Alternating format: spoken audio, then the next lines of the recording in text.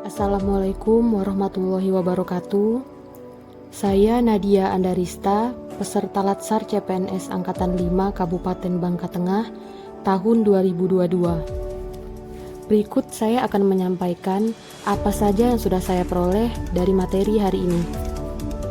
Pada pertemuan sebelumnya, kami sudah belajar mengenai berakhlak. Salah satu nilai dari berakhlak tersebut yaitu akuntabel. Dalam banyak hal, akuntabel atau akuntabilitas sering disamakan dengan responsibilitas atau tanggung jawab.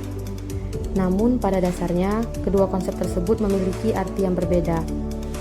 Responsibilitas adalah kewajiban untuk bertanggung jawab yang berangkat dari moral individu, sedangkan akuntabilitas adalah kewajiban untuk bertanggung jawab kepada seseorang atau organisasi yang memberikan amanat.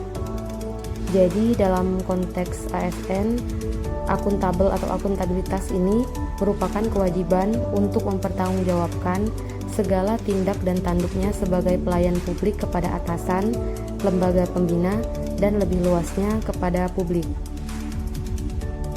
Akuntabilitas memiliki 5 tingkatan yang berbeda, yaitu akuntabilitas personal, individu, kelompok, organisasi, dan stakeholder.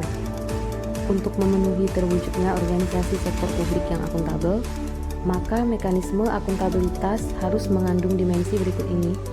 Yang pertama, akuntabilitas kejujuran dan hukum, akuntabilitas proses, akuntabilitas program, dan akuntabilitas kebijakan.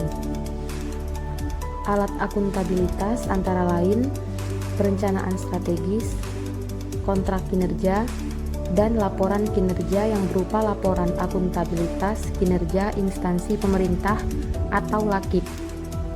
Untuk menciptakan lingkungan kerja yang akuntabel, ada beberapa faktor yang perlu diperhatikan, yaitu kepemimpinan, transparansi, integritas, tanggung jawab, keadilan, kepercayaan, keseimbangan, kejelasan, dan konsistensi.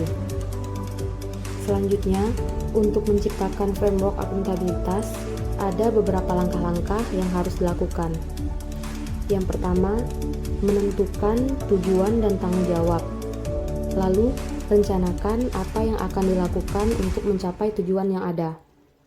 Selanjutnya, lakukan implementasi dan monitoring kemajuan. Berikan laporan secara lengkap dan berikan evaluasi serta masukan perbaikan. Keterbukaan informasi memungkinkan adanya ketersediaan informasi yang bersandar pada beberapa prinsip.